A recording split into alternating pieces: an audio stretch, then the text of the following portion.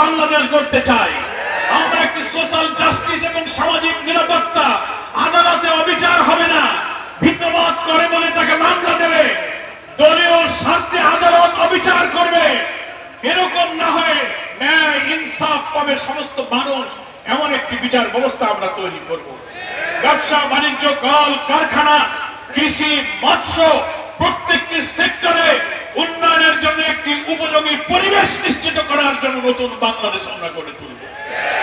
আমি জামাত বলেছেন, বাংলাদেশে মানুষের প্রতি আমরা বসবাসের জন্য একটি সুন্দর দেশ যেন রেখে যেতে চাই, রেখে যেতে পারি।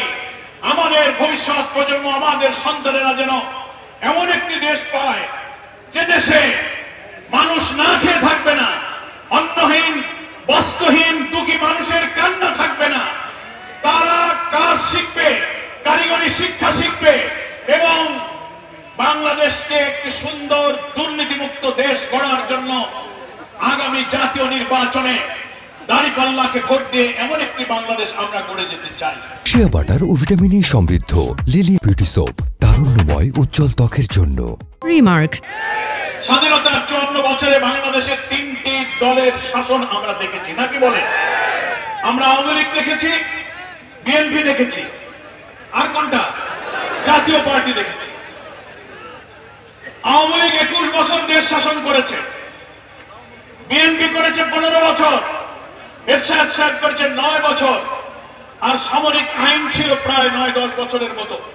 এই 54 বছর দেশ শাসন হয়েছে। আপনারা কি বলতে পারবেন যে এমন কোন শাসন ওই 3টা দলের যাদের নাম বললাম, এমন কোন সরকার, এমন কোন দল, এমন কোন মন্ত্রী নেতার আমল কি ছিল যারা দুর্নীতি করে নাই? প্রত্যেকটি সরকারের মধ্যে, প্রত্যেকটি আমলে দুর্নীতিতে তারা ছেয়ে গিয়েছিল, দুর্নীতিতে চ্যাম্পিয়ন হয়েছে।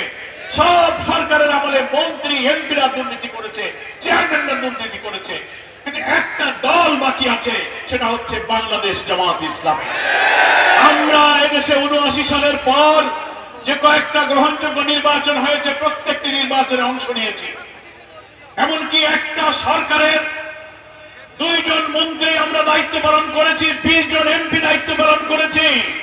মঈনুদ্দিন ফখরুদ্দিনের সরকার ক্ষমতা এসে সবাইকে গ্রেফতার করে দুর্নীতির জন্য তন্ন তন্ন করে খুঁজেছে, সব দলে দুর্নীতি পেয়েছে। জামাতের এমপি মন্ত্রীদের অনুবীক্ষণ যন্ত্র দিয়ে একটা দুর্নীতি বের করতে পারে না।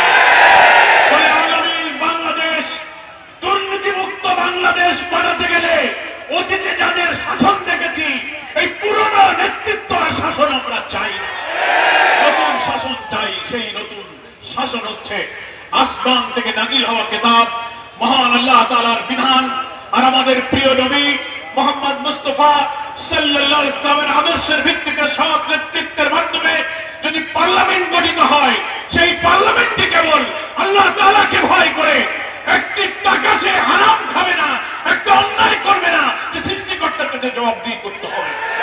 যে সরকার, যে চেয়ারম্যান, যে প্রধানমন্ত্রী, যে এমপি, যে ডিসি, প্রশাসন এবং রাজনৈতিক যে নেতার অন্তরে এই আল্লাহর ভয় থাকবে, নেতৃত্বে সৎ থাকবে, সেখানেই আল্লাহ তাআলার বরকত নাজিল হবে। কি বলেন, ঠিক কিনা?